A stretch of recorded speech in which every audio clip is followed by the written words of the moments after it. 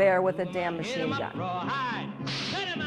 Sit your ass down and be Mr. quiet. Speaker, Oh. Thank you for tuning in to On Target with Michelle. I'm Assemblywoman Michele Fiore. We have 7 of our American patriots found not guilty by an incredible Oregon jury. Our first 7 patriots who were camping at the Malyard Refuge that have been acquitted on all charges are Ammon Bundy, Ryan Bundy, David Fry, Jeff Banta, Shauna Cox, Kenneth Madenbach, and Neil Wempler. The trial was long, and thank goodness the jurors weeded out a juror that expressed his bias. Juror 11 worked for the BLM and was also a corrections officer. He was replaced Wednesday with Juror 18. Most people are unaware out of 7 defendants that stood trial, there were more than double FBI informants. One FBI informant, Fabio Menasci of Las Vegas, infiltrated the refuge under the name John Killman. This paid FBI informant brought weapons to the refuge and was training people how to shoot firearms. The prosecutor showed the jury a big stack of firearms and ammunition, trying to sway the jury that our cowboys were ready to use lethal force against federal agents. However, when the truth came out that the FBI sent in a paid informant to bring weapons, and the weapons were the FBI's, right? I believe that's entrapment. I want you to understand the criminality of the FBI's actions. First, they pay cash. Let's take FBI informant Terry Linnell. Her aesthetics are of an old hippie. Kind of fits right in. The FBI paid her $3,000 cash to go into the refuge per Terry Linnell. I believe she only spent 12 to 14 days there. Her job was to call her FBI handler daily and report on the defendants. Terry Linnell has found it very lucrative to be an informant. I personally spoke with her when I was in Oregon testifying. She informed me that the FBI had paid her to infiltrate the Oath Keepers and paid her $100 a meeting. Understand the definition of a meeting. A meeting is if I call you and meet with you one-on-one and talk about Oath Keepers or being an Oath Keeper, cha-ching, that's $100 cash. So Terry could sometimes have 5 meetings with individuals in a day. That's $500 a day cash. Terry Linnell iterated, quote, she had a lot of meetings.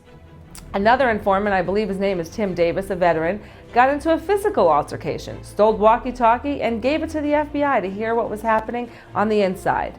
As an American taxpayer who's constantly scrutinized by the IRS, the FBI, a federal government agency, can pay informants cash under a made-up name and claim nothing. Who pays taxes on that?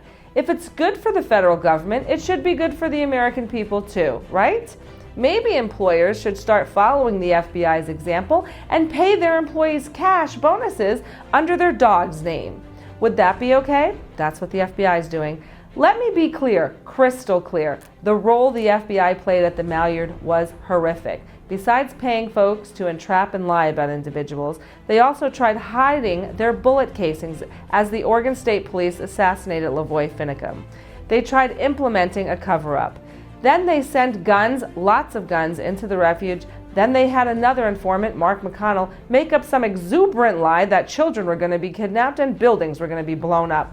15 informants versus 7 defendants. Whose party was this? Now, we still have another trial in Oregon coming up, and we also have our Nevada trial coming up. The FBI here in Nevada are still being quite aggressive. This past Sunday, an unmarked car was following Anthony Herrera, known on his YouTube channel as Tactical Tony 702. The FBI wanted to question him, thinking he would be a witness for them against Eric Parker. They pulled him over, handcuffed him, tried getting into his cell phone. They couldn't, so the officer used his phone to call Anthony's phone to make sure he got his cell. They went through his backpack in his vehicle. They took his gun, knife, cell phone, made fun of his YouTube channel name, told him about his job, kids, and threatened him with fines he wouldn't be able to pay if he didn't cooperate. After detaining him in handcuffs for an hour, they gave him back his property and let him go. He called me, and we went to file a report with Internal Affairs, as well as I spoke to the FBI agent with Anthony on his phone. This harassment is nothing less than criminal. Another very disturbing tactics of the FBI was to send in an undercover film crew to Bunkerville, Longbow Productions. They filmed the Bundys and many others, not disclosing that they were officers. Their actions violated these individuals' Fifth Amendment right against self-incrimination and any search. Longbow also fed many people alcohol to get them intoxicated and talk on camera.